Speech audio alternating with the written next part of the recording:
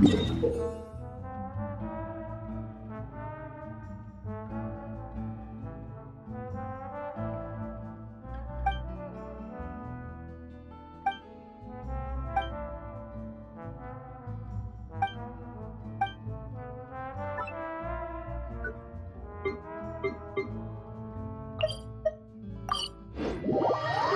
palais is right up ahead. Come on.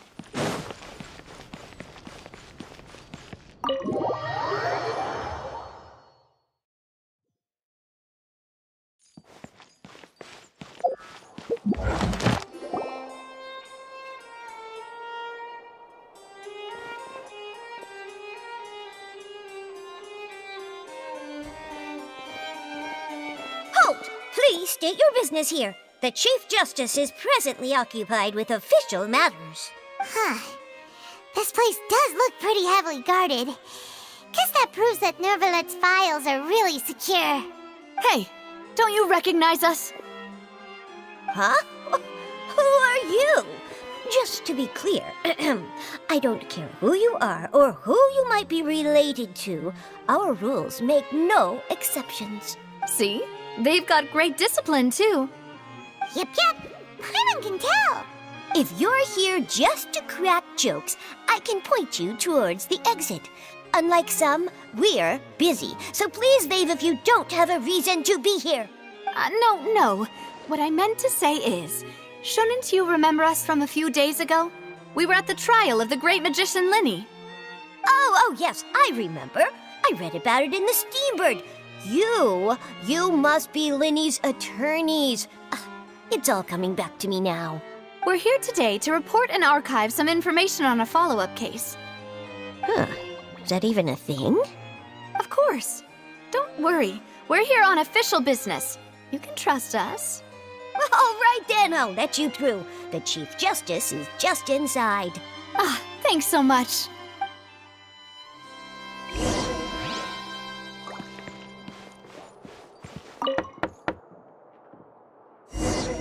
Please come in.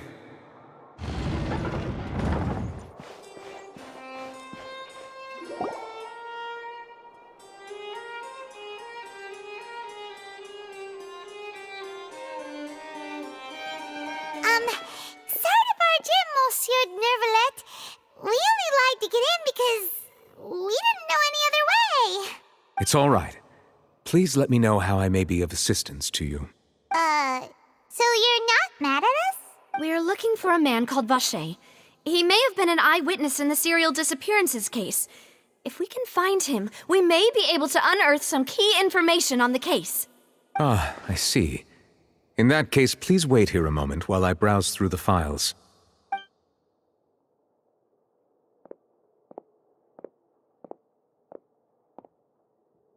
Who knew that Nervalet would be so easy to talk to?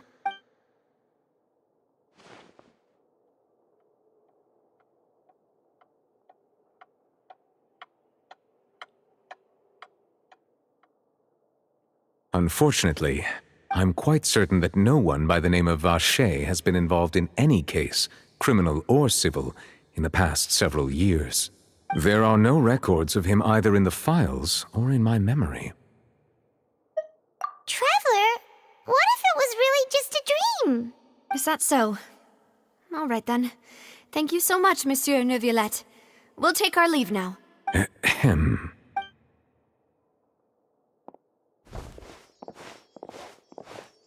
Miss Navia, I can understand how you feel. Your father, Callus, was a truly exceptional man. We deeply regret his passing. And what are you trying to say, Monsieur Neuvillette? Are you trying to console me? Extend your sympathy? Or just express some tendril of regret? No. You are not trying to do any of that. I can hear it in your voice. There's no emotion behind your words. You only said those things because you felt like you should. It's just like last time. After my father took his place in the duelist ring, I pushed through the guards to talk to you as a last resort. You even told me then that you thought there was something fishy with the case, yet you still allowed the duel to go ahead. In your eyes, the value of a human life is nothing compared to those cold laws you hold so dear. If you truly regret my father's death, then why didn't you call a stop to the duel?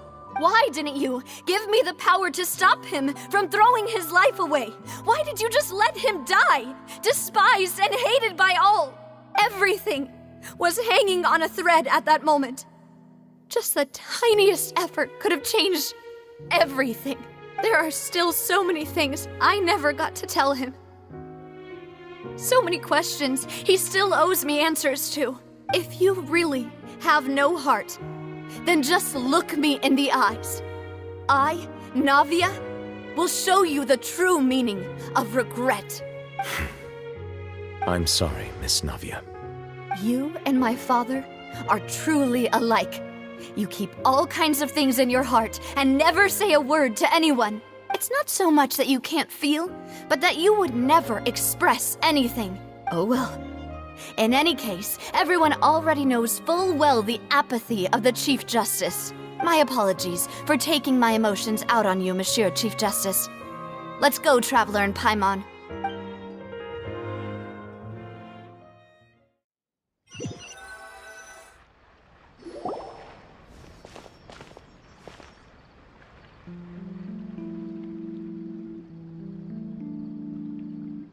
Navia, are you okay? I'm fine. Rain. It's raining. You're right. Wasn't it still sunny when we went into the building? And there shouldn't be any active trials today. How strange. Now that I think of it, on the day my father was convicted of murder, it was also raining. What is it? Did you think of something? Yeah, he was outside. It was uncovered and the rain could fall there. Why? Do you think the rain could have affected the crime scene? That thought has occurred to us before. We've even expanded the search area to try to account for that, but didn't find anything of value. Oh? Wait. You don't mean... So you're saying that the true murderer could have been turned into water?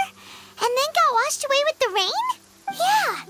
And if that's what had happened, then no one would have believed your dad, even if he explained what he saw to the authorities. I really think I found a true genius for a partner. You're completely right. How did I not connect the dots earlier? All right, let's go to Poisson. With this new lead in mind, we'll get to the bottom of my father's case for sure. Yeah, we're gonna make progress for sure this time. Do you want to go with me now? Or do you want to head over by yourself later? Great. Let's go then.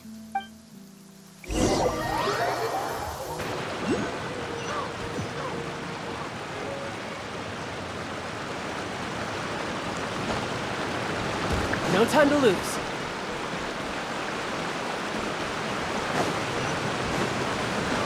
Yeah!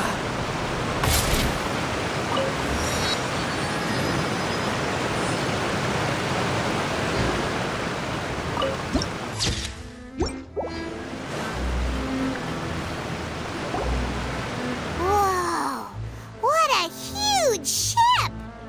Why would a ship be anchored at a place like this? There's no need to be so surprised. While it may look like a ship, it's actually Spina di Rosula's headquarters. My father was the one who asked for it to be built like this.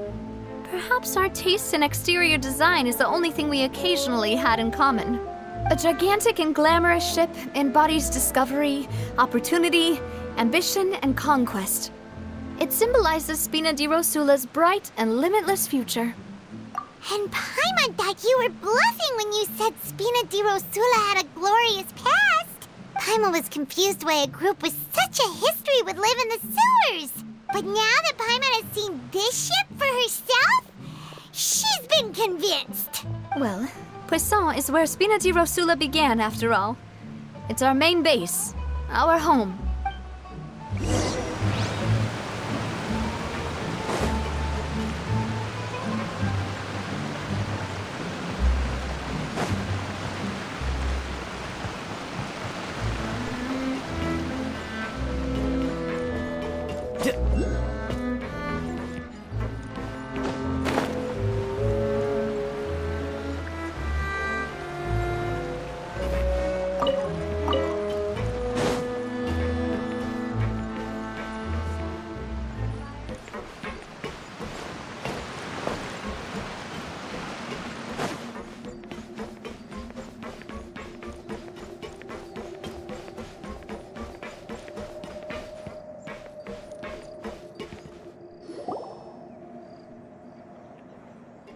Melus, we're back! Apologies for the wait, demoiselle, and our most important partners. You said before that you still had some business at the court. What brings you back to Poisson so quickly? About that. It's because my partner here reminded me of something really important. You see, what if my father's case had something to do with water from the primordial sea? You still remember, right, Melus? On that night, it was raining? Yes, the case was quite similar to that of Mr. Linney's. Both were what you'd call impossible murders. Could you tell us a bit more about what happened before? Yeah, of course. Many years ago, something called synth began to gain popularity in Poisson. At a glance, it was a kind of drink that could excite your mood and produce many pleasant hallucinations. Wait! Didn't that guard guy who turned into water also mention that the primordial water could be used to produce some kind of potion? Yes, he did. Considering what we know now, it's almost certain that synth is created using water from the primordial sea. If you drink synth for an extended amount of time, you'll suffer many side effects, such as losing the ability to focus or control your emotions. And if you were to stop drinking it completely, you'll experience flashes of paranoia and anxiety while lacking energy to do anything. It's an extremely dangerous substance. As he oversaw Poisson, my father was compelled to put a stop to synth abuse and called for a complete ban of it. Boss's uncompromising attitude incurred the synth vendor's wrath, but no matter how much they threatened or bribed him, he refused to yield. Not only that, Boss became determined to find the mastermind behind the synth operation and put an end to the problem once and for all. Yes, but the enemy was very cunning. So he could never get anything out of the dealers, all of whom only sold the stuff and weren't privy to the rest of the operation. Recognizing that, my father decided to contact the dealers in secret and cultivate personal relationships with them. Finally, he was able to convince someone to become his informant. The man's name was Jacques. He felt greatly ashamed about his work after seeing many families destroyed by synth abuse. That night, my father hosted a banquet at his countryside estate. He planned to meet up and exchange information with Jacques over some food. But then, we heard 2 gunshots from the courtyard. We raced to the scene and found my father, still holding a gun, and Jacques, who was already dead on the ground. Huh? How did that happen? Aren't they on the same side? Sounds just like Lenny's case, doesn't it? In both cases, the culprit seemed obvious, but neither appeared to have any motive at all. Looking back on it, though, I now believe the most important clue was something we all overlooked at the time. There were pieces of clothing left at the scene. Precisely. It's all thanks to you that I made the connection now. Back then, we all just thought they were some costumes that Jacques used to disguise himself at the banquet. But, considering it now, it's almost certain that they belong to a third person at the scene. With one extra person, we'll also need to reconsider why the 2 shots were fired. You're right. We still don't know what happened. But my intuition tells me that we're on the right track to figuring it all out. I'm finally headed towards the truth. Jacques was an empathetic man who was infinitely remorseful for his past actions. It's unlikely that he turned on Boss with 0 warning. I think this third person is probably the key to the full truth. On that note, however, even though this will not please you, demoiselle, as your and your father's butler, I must still offer a word of warning. Our opponent is insidious and cruel. They are extremely difficult to deal with, and Boss has already lost his life trying to bring them to justice. Even though Spina de Rosula has lost most of its former glory, Poisson has welcomed a new time of peace. There is no need to follow your father's path. It would be both wise and in line with Boss's wishes to step back and give up on the case. If that's indeed what he wished for, then he should have told me that himself. Was I not the closest person to him? And yet, I was the one most kept in the dark. What was the point of him dying without sharing any of the secrets he knew? Did he manage to protect anything in the end? Synth is still here. Callus the Unfaithful is still his epithet. And Spina di Rosula is barely getting by. Nothing has changed. Did he think I'd just accept his meaningless death and live out my life just as meaninglessly? I've never accepted that. Ever. Not since that day, and certainly not now. I want to find out the real answer for everyone's sake. For the missing girls, for the victims, and for myself. Navia. This is indeed the best moment to act. Your partner appears to be quite reliable, and more importantly, Demoiselle, I think you're also ready to take this on. So you do know something else, Malus? Yes, I do. In fact, even before that banquet, Boss already knew of the connection between Synth and the serial disappearances case. But what drove all the tensions to the boiling point was the revelation that you, Demoiselle, had been selected as the next target to disappear. What? Boss also didn't tell you that he had been diagnosed with a rare illness. The doctors told him that he had no more than 5 years left to live, and the serial disappearances case caused him great anxiety. 5 years was nowhere near enough time to resolve this long-standing conflict, but once he passed away, all the danger would pass on to you. Knowing all of this, he decided to use one final intimidation tactic before his death. He claimed to have already gotten his hands on some key incriminating evidence for the other side, and even told some members of Spina di Rosula about the details. But as long as you remained safe, he would not share the evidence with the public. If something were to happen to you, then he and all those he told would immediately expose all they knew about Synth and the disappeared victims. Right, so nobody would be able to get off scot-free. As we've seen, Boss's tactic has worked. Even though Boss has been gone for a long time, the other side has not tried to take Demoiselle's life. No, I don't believe it. He never appeared to look sick to me. No father wants their daughter to see them weak and haggard, especially someone as proud as Boss. To him, dying in a duel and suffering lasting dishonor as the Unfaithful was still far preferable than losing face in front of his daughter. So he chose to die in silence, so that he could protect me. I'm afraid you're not understanding this correctly, Demoiselle. If Boss's spirit could hear you telling me that you want to find the answer for the sake of everyone involved, I'm sure he'd be extremely proud. That fool.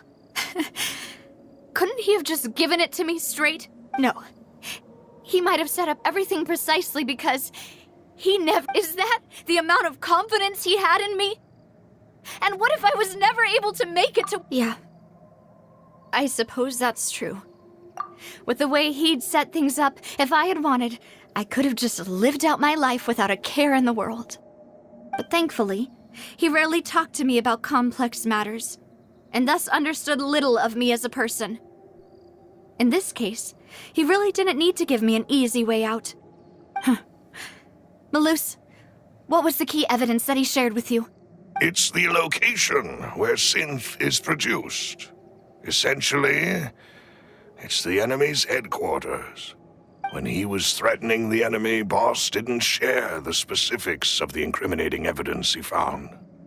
But if you want to use it against the enemy, you'll still have to take several things into consideration. Why? If we know where the place is, can't we just go storming in? You mustn't forget that we're fighting against a mysterious and dangerous organization that's been in operation for decades. There's no telling what might be lying in wait at their headquarters. We also have no idea what kind of evidence we may be able to find inside. nor what people we may be able to capture. But a single visit to their headquarters would be tantamount to a formal declaration of war. The worst case would be that we leave empty-handed, but also open ourselves up to full retaliation. Then, in that case, why not work with the Fontaine authorities? Well, you saw one of them dissolve during Mr. Linney's case. We have no idea just how thoroughly they may have been infiltrated. That's true. Seems my father really had no choice. But things are different now. It should be a lot easier to prove the other side's guilt, now that we've connected Synth with the disappearances case. You sound like you've put a lot of thought into this, Maloose. I am the butler, after all. I live but to serve the boss and Demoiselle's will. I've always been willing to take on any kind of risk for your sake. But considering my relative lack of ability, I've spent my time keeping secrets, performing basic investigations, and waiting for the right time to come. Thank you for all of that, Maloose. Have you discovered anything new in the past few years? Let me think. One conclusion I came to was that the enemy must be quite familiar with Spina di Rosula, or at least have an informant planted here. When I announced orders to the organization's members on Demoiselle's behalf, I used to deliberately keep a few people in the dark and observe the reactions of the synth vendors. If the vendors didn't change their plans, then the individuals informed of our orders must be innocent. If the vendors packed up and fled, however, then someone must have given them the news. After several rounds of testing and investigative tracing, I've narrowed the suspect list down to 3 people. The first is Florent, Spina di Rosula's senior advisor. Huh? Florent? Yes, surprising, isn't it? He was one of the people Boss trusted the most, which also means that he was someone who understood Boss really well. Thanks to his position within Boss's innermost circle, he always knew our upcoming plans and could thus avoid capture this whole time. There's someone else like him too. Marcel, the head of Confrérie of Cabrières. Uncle Marcel.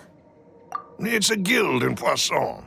Boss helped it to grow to its current size and prominence. In the beginning, they were only reselling some daily goods, but now they're one of the richest guilds around, with a lot of business connections in the city. So, they're like a sister organization of Spina di Rosula? Yes, you can say that. When we were fighting against the synth dealers, they provided us with plenty of support. It's a bit difficult to imagine someone using their own money to hunt down themselves. The final suspect is Thierry, the man responsible for coordinating information between Spina di Rosula and the guards. Although the guards mostly leave us to our own devices, there are still many activities we have to report to the local authorities. Since Thierry is always in the know about our current activities, he could theoretically always plan one step ahead. I see. These are all people who I communicate with quite regularly. To think that the enemy we've been fighting against has been right next to me all along, among those I trust the most. It's almost too hard to believe. If you want to investigate them, please take every precaution to not alert the quarry. Judging from our experience, the enemy is extremely cautious. Of course. And thank you, Maloose. You've provided us with a lot of great information. You're too kind, my lady. I'm just doing my duty. And before I forget, proving Boss's innocence would also mean clearing him of blame in Jacques' death. After that incident, Jacques' wife and daughter were taken into the Spina's care. They still live in Poisson today. If it might help, you could also pay them a visit. I can make the necessary arrangements. Aw, thank you so much, Maloose. You really are the best. A new case awaits, my dear partner. I hope we can work together to uncover the truth and end this case once and for all.